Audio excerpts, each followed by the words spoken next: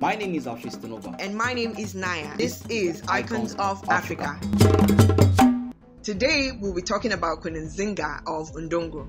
Nzinga of Ndongo was queen of the Ambundu kingdoms of Ndongo and Matamba, which is now located in present-day northern Angola. She was born into the ruling family of Ndongo around 1583, and she was trained as a warrior to fight alongside her father. She participated in many official governance duties alongside her father, including legal councils, war councils, and important rituals. Nzinga received her name because her umbilical cord was wrapped around her neck. It was said to be an indication that the person who had these characteristics would grow to become a powerful and proud person. And of course, that she did. In 1621, her brother Ngolo Mbandi, who was now the king, made her an ambassador to the Portuguese as she helped him negotiate a treaty with the Portuguese. In 1622, she met with the Portuguese governor in Luanda. She was able to reach an agreement with the Portuguese, which entailed the withdrawal of the Portuguese troops from Ndongo and recognition of its sovereignty. She was also able to ensure that Ndongo did not need to pay tribute. In return, she agreed to open trade routes to the Portuguese as well as study Christianity and become baptized. Nzinga was baptized in Luanda and she adopted the name Dona Ana de Sousa in honor of her godparents, Governor de Sousa and Ana da Silva, who was the governor's wife and her godmother.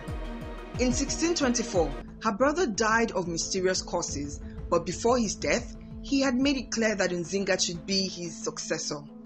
After his death, the Portuguese declared war on Ndongo as well as on other nearby tribes.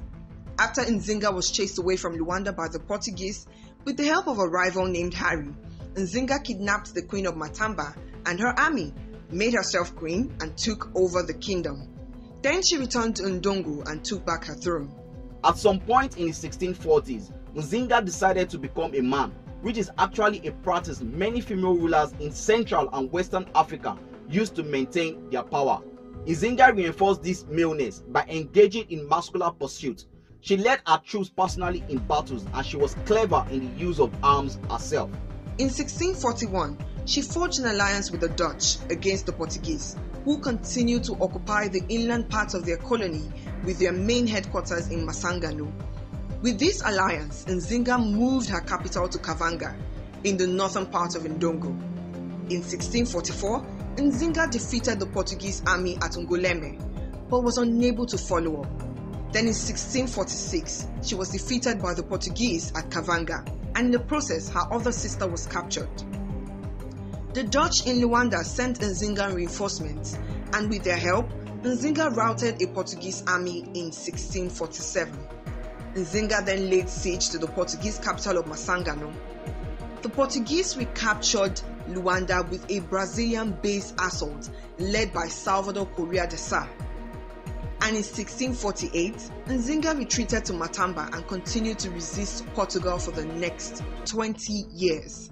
She made an unusual decree, establishing a kingdom as a safe haven for runaway slaves seeking refuge from the European colonists. In those 30 years of fighting against the Portuguese, she created false alliances with neighboring kingdoms, expanding her reign further and further even as she got older. On the 24th of November 1657, the Portuguese decided to give up their claims to Ndongo and the land was returned to its traditional rulers through a treaty ratified in Lisbon by King Pedro VI.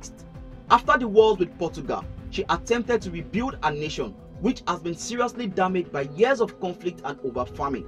She developed Matamba as a trading power by capitalizing on its strategic position as the gateway to the Central African interior.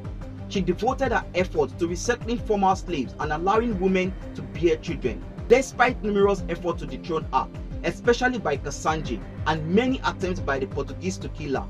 Nzinga died a peaceful death at the age of 82 on December 17, 1663 in Matamba. Nzinga is remembered in Angola as the mother of Angola, the fighter of negotiations, and of course, the protector of her people. She's still honored throughout Africa as a remarkable leader and woman for her political and diplomatic acumen as well as her brilliant military tactics, and she's considered a symbol of the fight against oppression. To honor her memory, a major street in Luanda is named after her, and the statue of her was placed in Kinashasa, 2002, dedicated by President Santo to celebrate the 27th anniversary of independence. The National Reserve Bank of Angola issued a series of coins in tribute to Nzinga in recognition of her role to defend self-determination and cultural identity of her people. That's all on today's episode of Icons of Africa. My name is Naya. My name is Afistonova. Remember, the icons of Africa shouldn't be forgotten.